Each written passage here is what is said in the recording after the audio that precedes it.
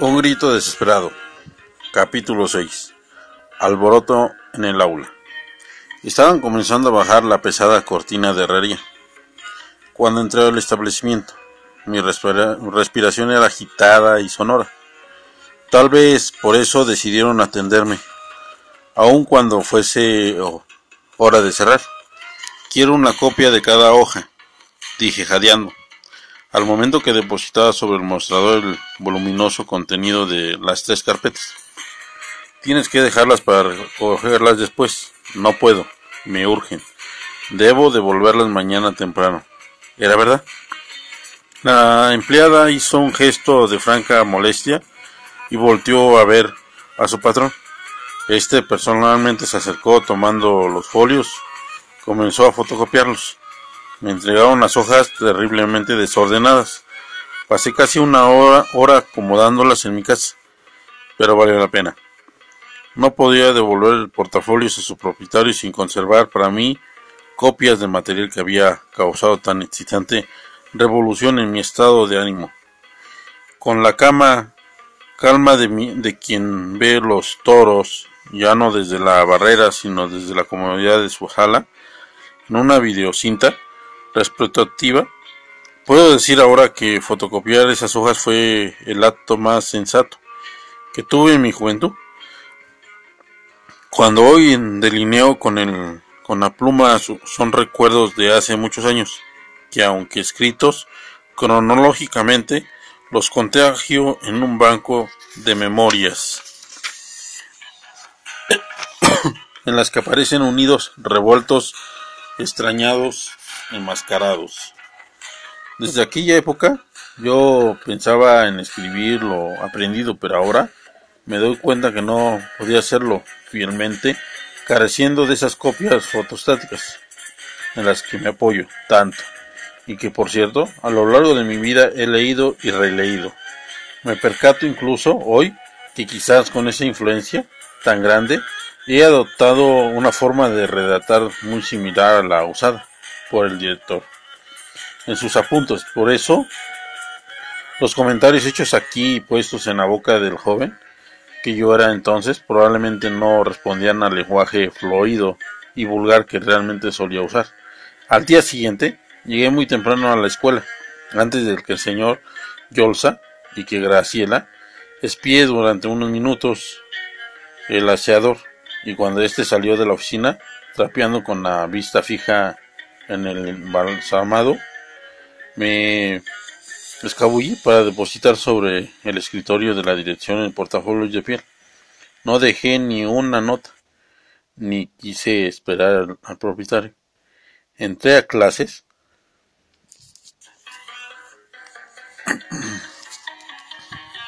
como saeta, frotándome las manos sudorosas en el pantalón. Otra vez había salido con la mía. No iba a ser siempre así. Nuestro profesor llegó tarde a la clase. El aula estaba ligeramente desocupada, así que la algarabía de los pupilos, sin qué hacer, era casi una romería. Unos vocalizaban, otros en grupitos, contaban chistes en alto contenido erótico, fisiológico, otros se jaloneaban y se golpeaban en un retozo brusco y peligroso. Unos pintarrajeaban las paredes, mientras otros jugaban al perro y a la liebre, persiguiéndose groseramente sobre los pupitres y compañeros como si no existieran. Los vapores iban subiendo de tono. El paso de los minutos. Un profesor impuntual en la escuela preparatoria puede ser culpable de que los alumnos terminen quemando las instalaciones. Y el profesor Ricardo era impuntual, además de tímido y ansioso. Cuando entró al salón, con 40 minutos de retraso, nadie hizo el menor intento de comportarse. El recinto se había convertido en un bacanal. Pululaban los gritos y quejidos, émulos de aullidos válidos, mugidos y bramidos. Esos encima de estos opinaban sobre las chicas, y las chicas se quejaban agrediendo con respuesta a aquellos hacía calor y había humedad. El profesor intentó callarlos, pero fue abucheado estrepitosamente. Además de recibir proyectiles manufacturados con bolsas de papel, cuadernos y lápices. Como niño asustado se cubrió el rostro, impotente, y todos nos reímos de él. No éramos un grupo de delincuentes como se ven en las películas estadounidenses, de pandilleros, solo éramos muchachos comunes y corrientes, empuñando erróneamente el estandarte de la libertad. En esa escuela casi cualquier maestro hubiera podido detener la abatola y controlarnos, pero no, Ricardo, le faltaba autoridad. Siempre le había faltado. Jóvenes, nos espetaba casi inaudible. Tranquilícense o llamaré al director. Pero sabíamos que no se atrevería a hacerlo. Era como declarar abiertamente ante su jefe lo incompetente que era. Sin embargo, infirió que el ruido producido ese día en ese lugar traspasó uno tras otro los canceles de la escuela, porque repentinamente la puerta se abrió y apareció el señor Yolza. Los gritos fueron bajando de intensidad hasta convertirse en murmullos.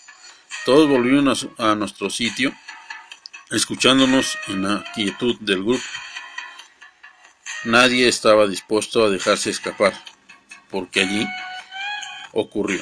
El director entró al aula, haciendo a un lado con los pies la basura que encontraba en su camino. Culminó con la mirada al profesucho, quien bajó la vista avergonzado y luego nos miró a nosotros. El hombre tenía presencia y autoridad. En varias ocasiones se había visto impulsar sin ningún temor a sus compañeros altaneros, 2 veces más corpulentos que él. Además, era su escuela. De inmediato me percaté de que la mano derecha traía la carpeta azul del portafolios, que la tenía en sus apuntes, a máquina, como si al estar revisándolos hubiese tenido que venir deprisa al salón, trayéndolos consigo sin darse cuenta. Me sentí sumamente angustiado al pensar que pudiera mencionar algo en un motín recientemente recuperado, así que me agaché tratando de pasar desapercibido. Se paseó frente a mí, frente al pizarrón, sin hablar. Cuando advirtió que de reojo las obras pictóricas en las que realizaba, se dejaron oír unas risillas furtivas plasmadas sobre el encerado. Estaba la caricatura blancucha y larga del profesor Ricardo, unida morbosamente a la reconcha efigie de la profesora Anita. Dentro del contorno, como en una radiografía clandestina, se habían dibujado los entes sexuales de los docentes.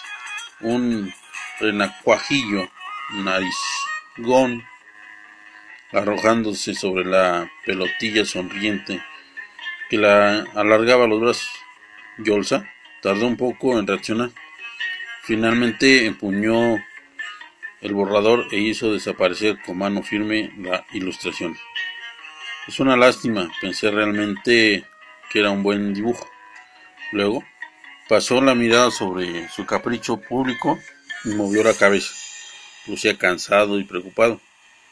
En su talante no se advertía enojo alguno.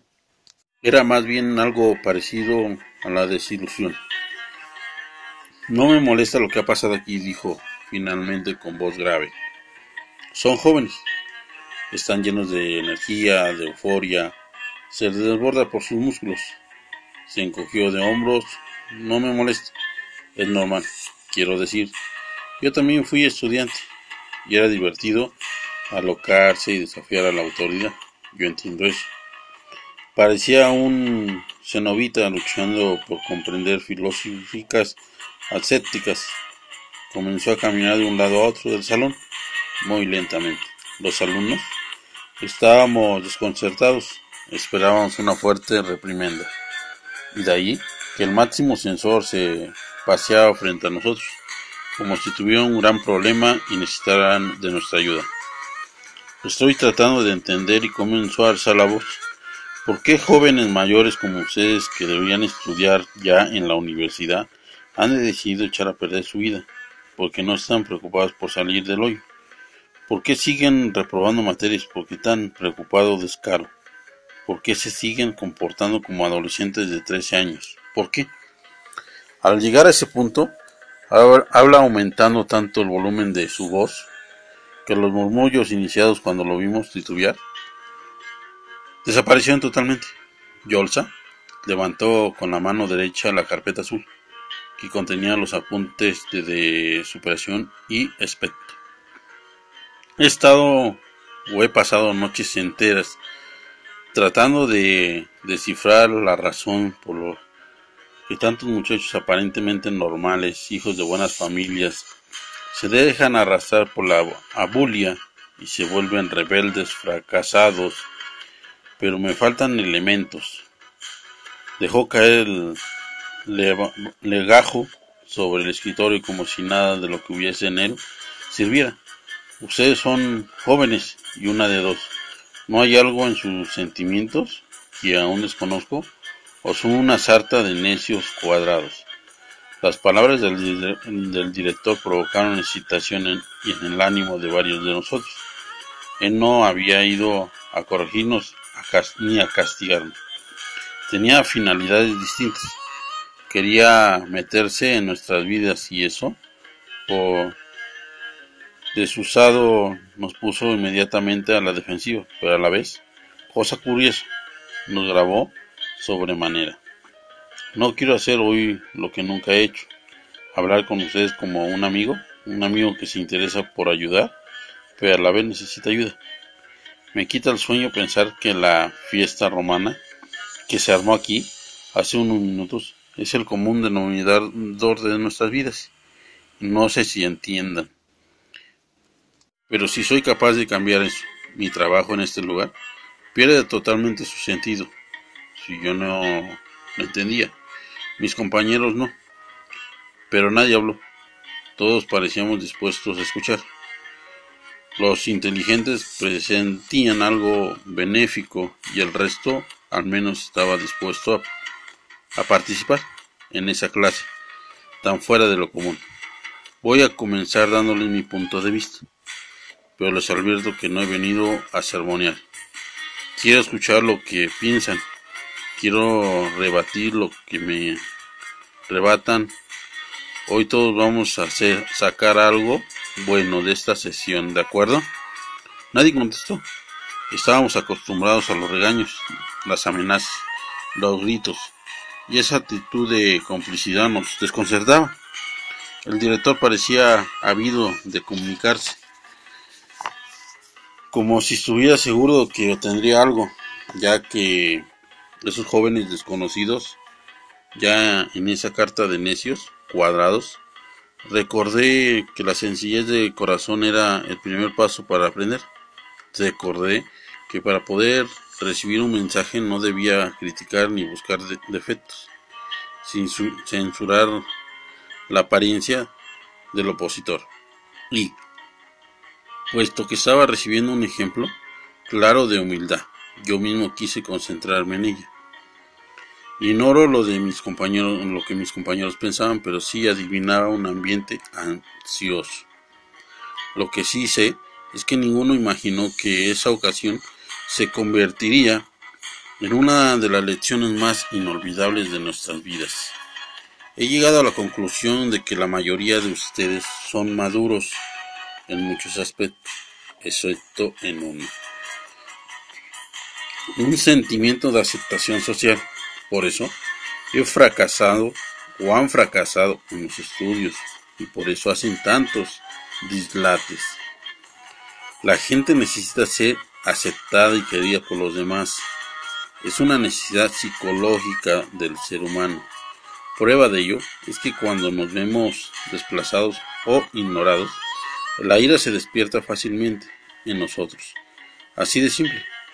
Ustedes no se sienten lo suficientemente queridos y aceptados. Nadie pareció en un principio muy de acuerdo con el diagnóstico y varios de mis compañeros se adelantaron al borde de la silla. dispuestos a protestar. Me emocioné un poco. La polémica se ponía interesante. El director caminó hacia el escritorio, tomó la carpeta azul entre sus manos y hojeó el contenido. El individuo se cree poco aceptado, adopta algunas de las siguientes actitudes. Se retrae para convertirse en un ser callado, tímido y huidizo. Hace bromas, chistes pesados y protagoniza agresiones siempre escondido entre los demás.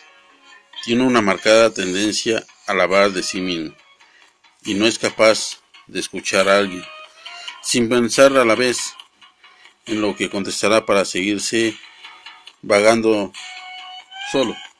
Adopta actitudes fingidas y acomodaticias para ser aceptado. Aparenta ser lo que no es y dice pensar lo que no piensa. Es tímido y servil con los poderosos y autoritario y burlón con quienes cree tener poder. Se autoetiqueta en casi todo. Con frecuencia se clasifica diciendo: yo soy de las personas que se preocupa excesivamente por su apariencia física. Critica constantemente a los demás. La voz del señor Yolsa resonó en el aula como si tuviera eco. Cerró su carpeta lentamente y nos miró a uno por uno. Por primera vez mis compañeros, que parecían tan dispuestos a objetar, lo habían pensado mejor. Así que cuando levanté la mano, todos me observaron ansiosos. Yo mismo me asombré de haberlo hecho. Pero eso que el maestro leyó me parecía desmedido. Me identificaba con los 8 puntos. Cuando Yolsa me dio la palabra, el corazón comenzó a latir hasta el dolor. De algo pude estar seguro. En ese instante, nadie podría salir de ahí sin haber aprendido algo. Capítulo 7. La escala de gente prioritaria. No estoy de acuerdo, proferí sin haber previsto lo que deseaba expresar. Es decir, puede ser que a uno nos falte eso que usted mencionó, porque yo me identifico con los 8 puntos. Una carcajada colectiva que diluyó la tensión y me produjo una sonrisa inesperada interrumpió mi disertación. Yolsa también sonrió. Esperen, levanté una mano tratando de recuperar el silencio. Me refiero a que si ser aceptado por los demás es una necesidad tan importante, no creo que haya una sola persona capaz de satisfacerla. Siempre habrá alguien que nos desprecie. Un orgullo matizado y una cierta hilaridad por mi reciente confesión. Se levantó con señal de acuerdo. Tomé asiento complacido. ¿A qué te refieres, Gerardo? A ser aceptado y querido por todos, preguntó el licenciado, poniendo un exagerado énfasis en la palabra todos. Si es así, además en lo correcto, no existe nadie en la tierra que pueda conseguir eso. Pero hay 8 características que los individuos que se sienten rechazados, y no todos las manifestamos. Así que, ¿dónde crees que está la clave? Me quedé mudo, percibiendo como si se incrementara nuevamente mi frecuencia cardíaca. La clave. Recuerdo que recién esa noche juzgué la respuesta como algo evidente, pero en ese preciso momento no se me ocurrió nada. Una escala de valores, dijo tímidamente la menuda pero inteligente compañera Avelina. Exactamente, explotó Yolsa. Eso es. Aunque no le llamaremos de valores, porque tendríamos que mencionar consignas para procurar la honradez, adquirir cultura, defender la verdad y otras similaridades. Mejor le llamaremos escala de gente prioritaria. Es preciso, o mejor diré, es urgente, que cada uno de ustedes haga una lista de las personas con quienes convive, para después clasificarlas en orden de importancia. Novia, amigos, compañeros de escuela, de trabajo, conocidos, vecinos, familiares lejanos, padres, hermanos, etc.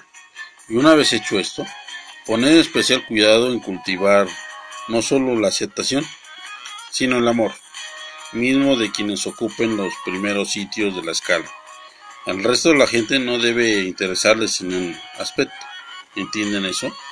Si algún compañero de poca jerarquía para nuestro sentido la aceptación les pide que hagan algo en lo que no están de acuerdo y ustedes se niegan, el rechazo, la burla o la agresión que obtengan por negarse no podrá afectarles. Tal vez les incomode, pero nada más. Cada uno de ustedes conoce sus prioridades. Son amados por la gente que les importa y listo. Ante ustedes mismos y ante los demás, comenzarán a desplegar la imagen de personas maduras y firmes, que no son títeres de nadie. Dejarán de seguir el juego de los insolentes, que alimentarán su pseudo-seguridad, llamando la atención, y no participarán más en las tertulias como la que se organizó aquí hace un rato. Yolsa terminó mirándome otra vez, directamente, tal vez por casualidad, tal vez no. ¿Qué piensas?, me preguntó. ¿Cuál sería tu escala de gente importante? Venía a contestar, sin no haber tomado un préstamo, su portafolio. Un par de días estaba decidido a acribillarme a preguntas. Yo le demostraría lo tosudo que era capaz de ser. Además, el licenciado podría estar seguro de que no figuraba en mi lista la gente prioritaria. Así que su rechazo me sería indiferente. ¿Alguien desea participar?, preguntó al detectar mi poca disposición. Al hacerlo, señalando con el índice a Tomás, un compañero a quien descubrió distraído. Bueno, contestó. Para nuestra sorpresa, yo diría que las personas importantes para mí son mi novia y 2. No más bien, entre amigos. 3 amigos, más bien. Luego, mi mamá. Después, todos los demás. Bien, asintió Yolsa, metibundo. ¿Alguien más? Aunque de momento no hubo quien se atrevía a hacer pública la escala. Al poco rato, las opiniones se sucedieron una tras otra. El licenciado moderaba la longitud de las intervenciones, dando y quitando la palabra, en espera quizá de un juicio más organizado y maduro. Su naciente sonrisa de triunfo se asomaba para desvanecerse una y otra vez. Finalmente, cuando nadie quiso opinar, se frotó la barbilla en gesto de dubitativo y volvió a su carpeta azul para decir mientras la hojeaba. En estas páginas tengo transcritos parte de unos textos antiguos muy interesantes que versan sobre la moral y el ético. Uno de los primeros puntos que tratan es precisamente del que estamos ocupándonos ahora. Detuvo la elocución para echar un largo vistazo a los rostros de los jóvenes oyentes. Escala de valores y gente prioritaria eran asuntos sobre los que no solíamos meditar. La mayoría de los muchachos en mi generación vivían sin más complicaciones que simplemente vivir. Obviamente no era el camino más seguro. Tadeo Yolsa comenzó a leer sus notas con la seguridad de quien pregona una ley infalible, el hombre sano y triunfador. Exalta a su corazón primeramente a Dios y nada más que a Dios. Y en segundo lugar a su familia. Después puede querer a cualquier otra persona, pero si los primeros 2 sitios del espíritu se alteran, sobreviene el desequilibrio, y con ese desequilibrio el mal. Un largo silencio nos envolvió, no hubo solo que se manifestara ese orden de sus prioridades, primero Dios y luego la familia. El tema de Dios retornó al director. Es delicado porque se trata de un concepto muy personal. Tiene que ver de algún modo por cierto tipo de crecimiento interno similar al físico, en cuyo análisis nos llevaría horas. Pensemos simplemente en Dios amor, no en el Dios de los fanáticos chiflados que matan y violan los derechos de otros. por inspiración divina. Concéntrese en el amor infinito. Llámenle como suelen llamarle. Es su creador, de quien provienen y a quien se dirigen. Es la parte bella de ustedes. Es la moral, la caridad, la esperanza, en su enorme deseo de bondad, en su corazón trascendental de existir. Es la persona más virtudes infinitas con la que de algún modo se relacionan. La persona que debe ocupar el primer lugar en su vida y nada más. El director se detuvo cuando dudando si seguir o no hablando de esa prioridad. Evidentemente, decidió no hacerlo porque continuó de la siguiente forma. El segundo lugar, deben tener en su corazón a su familia y después de todo lo demás, ¿qué desean? No importa qué es lo que desean, pero que no cambie nunca el orden de sus prioridades básicas, porque sobrevendrá el desequilibrio y con este el mal. ¿A qué se refiere usted cuando dice familia?, preguntó irónicamente Tomás. Es en la mía, somos tantos que para las reuniones de Navidad tenemos que alquilar canchas deportivas. Un nuevo Golgio se suscribió en festejo a la cancha de Tomás, pero pronto se apagó. Se había despertado un interés verdadero por la plática. De acuerdo, contestó Jules. La familia, a quien debes reservar tan importante sitio en tu escala de prioridades, está compuesta de tus hermanos y padres, nada más. Pero ten cuidado cuando te cases. La familia que formes con tu esposa, tengan hijos o no, ocupará la primera jerarquía, desplazando irrevocablemente a la de tus padres. En este salón no hay nadie casado, así que al hablar de la familia nos referimos a los padres y hermanos de ustedes y a quienes deberían fijar en el primer sitio de importancia después de Dios. El silencio siguió. No era de avidez ni de meditación, era de desacuerdo, de ira. Los antes se habían adelantado al borde de su silla. Lo habían vuelto a hacer como dispuestos a saltar sobre el orador. El resto, incluso los distraídos habituales, ahora se hallaban atentos con gesto de contrariedad.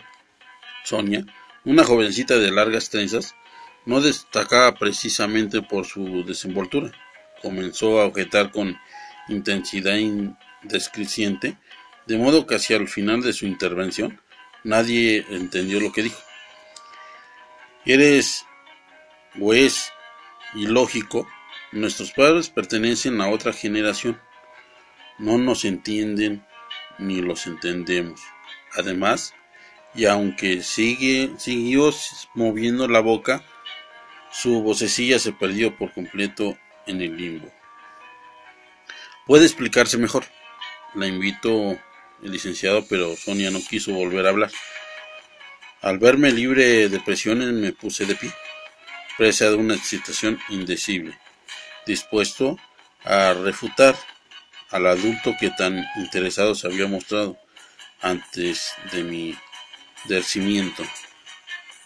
Yo no sé nada de Dios, dije con voz fuerte, aunque extrañadamente aguda. Si existe, creo que es un ser injusto e indiferente.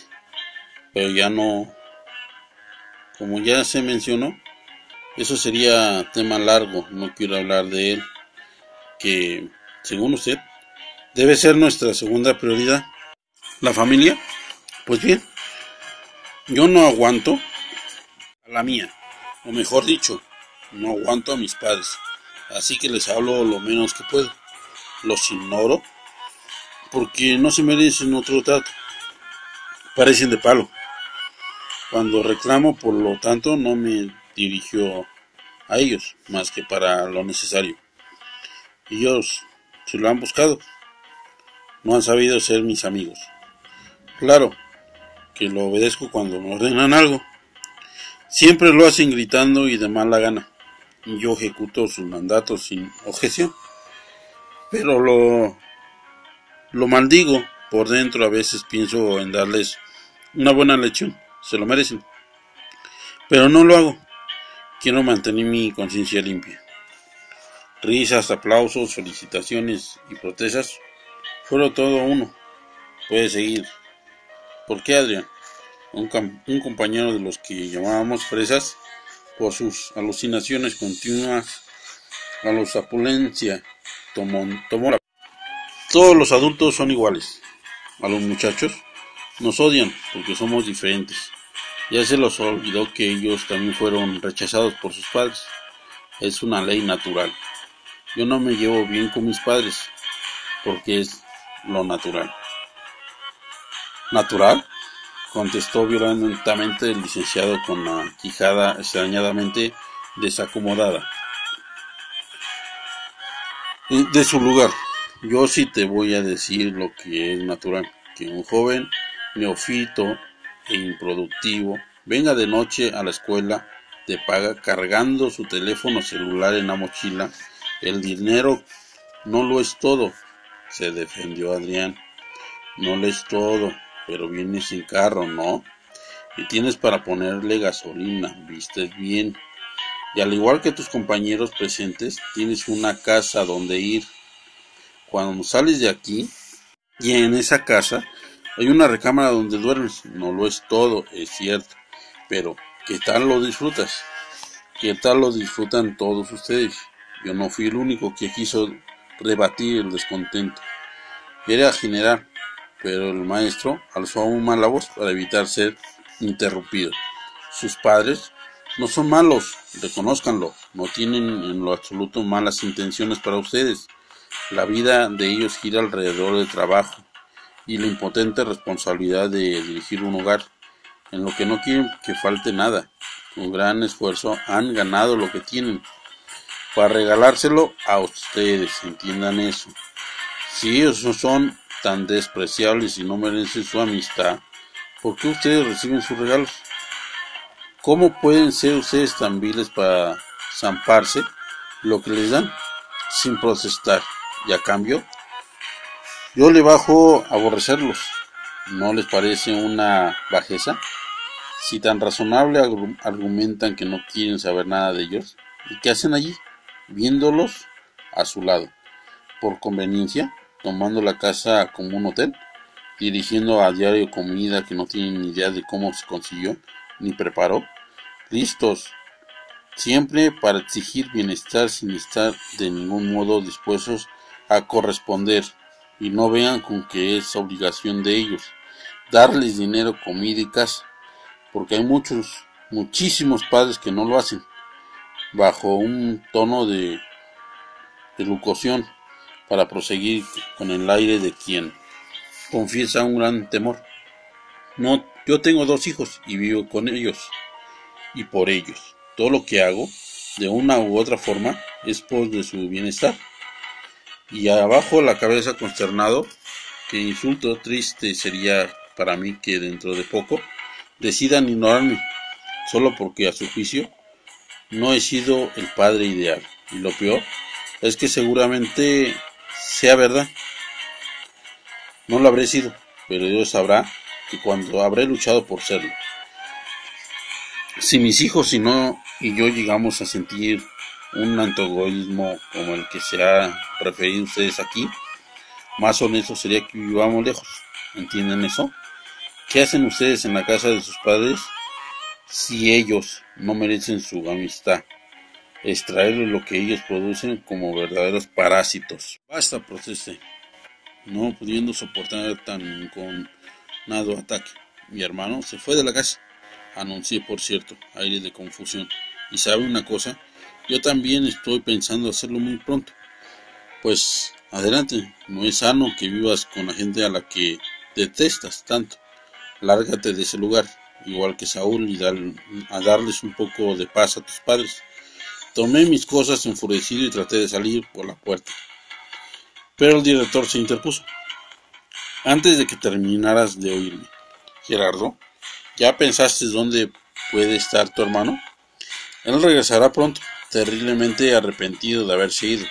Y si no regresa, jamás logrará enderezar su vida. Piénsalo un poco. No hay nada como nuestro hogar. Por más defectos que tengas, si huyes tendrás que buscar refugio en casa de algún amigo o familiar, para convertirte ahora sí públicamente en un arrimado mantenido. Y eso, mientras te aguantes, buscarás trabajo. ¿Y de qué? Si no sabes hacer nada, no estás capacitado, andarás rodando de un lado a otro como vagabundo y dejarás de estudiar. Tal vez consigas empleo de mozo y te hables de tú, con las escobas y los desinfectantes para baños. Serás tratado como un borrico por la gente y aprenderás a odiar cada día más a tus progenitores a la par, que recordarás tu cama suave, tu hogar limpio, tu sopa caliente, luchando por salir del fango y hundiéndose en cada día más. Conocerás muy de cerca la droga, la prostitución, la delincuencia y todo. Eres un necio que se cree justamente tratado por sus padres, pero seguramente has sido tú quien los ha calificado con injusticia. Sin darme cuenta, había ido retrocediendo paso a paso, hasta volver a mi lugar. Sentí una terrible presión en mi pecho. A punto de estallar, me desplomé de la banca. Bajé la cabeza. Tadeo Yolsa continuó hablándome con voz más pausada y suave. No seas tonto, tienes una familia. La tienes. ¿Cuánto vale lo que tienes? Si te dieran 100 millones de pesos por la vida de tu madre, ¿permitirías que se muriera? Si te pagan 200 pesos por tu papá, ¿lo dejarías morir? Tú posees lo que muchos jóvenes quisieran. Otros padres, que es cierto que son o no son perfectos, jóvenes quisieran. Y unos padres que, es cierto, no son de una manera, solo viven para darle lo mejor a sus hijos. No te responde juzgarlos ni criticarlos. Te corresponde amarlos, perdonarlos. Por sus actitudes rebeldes, lo único que consigues es que ellos te traten con energía, confundidos y temerosos, porque quieren educarte y tienen muchas dudas sobre cómo hacerlo. Nadie les enseñó a ser padres, pero ustedes están seguros de que sus intenciones son las mejores y anhelan proceder con bondad. Dices que no sabes escucharte. Pero, ¿por qué han de hacerlo si tú tampoco los escuchas? Y no me refiero al acto de callar cuando te hablo. Me refiero al hecho de interesarte en sus sentimientos, porque ellos también tienen sentimientos y sufren, temen igual que tú. Te preguntas sobre tus tensiones y problemas, de darles una opinión sincera al respecto, de adentrarte realmente en sus vidas con el interés y agrado de alguien que los ama de verdad. Una lágrima cayó sobre la paleta de mi banca y mi visión nublada se aclaró un poco más. Cuando éramos más chicos, mi padre solía comentarnos las cosas que le ocurrían en el hospital y todos opinaban. Poco a poco se le fue percatando de sus asuntos. Ya no nos interesaban y dejó de platicar. Todo se combina con una repentina tribulación, la comprensión de lo que seguramente estaba sufriendo mi hermano prófugo, la reflexión de lo mucho que mis padres debían quererme y el severo autojuicio de ser vástago, asaz ingrato. A ellos los fue mucho peor en su infancia, continuó el licenciado, ahora con el tono sereno y consolador que le caracterizaba. ¿Tú conoces su historia? Tus padres arrastran frustraciones y complejos que les fueron inculcados en lo más profundo de su ser. Hace muchos años, neurosis conscientes que les impiden actuar como a ti te gustaría. Pero se han superado mucho, tú lo sabes. No los condenes por lo que no han logrado hacer. No los juzgues, ámalos así como son. Aprende a acercarte a ellos. Hazlos partícipes de tu vida. Cuéntales tus cosas. y enséñales a escucharte, y si lo hacen mal, perdónalos, no intentes espiarlos. Tus padres pagarán sus errores, porque la vida no perdona los errores de nadie, pero evita convertirte en un verdugo ejecutor, pues tú, como hijo, también pagarás y muy caro los errores que cometas con ellos.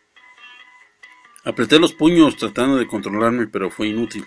Comencé a llorar en silencio y con la cabeza baja. De cualquier modo, todos mis compañeros se dieron cuenta. Me dolió mucho cruzar el puente de la humildad por primera ocasión en mi corta existencia. Pero sobre todo, ocurrió en público. Únicamente recuerdo haber llorado con tanta afiliación 2 veces en la vida. Esa fue la primera.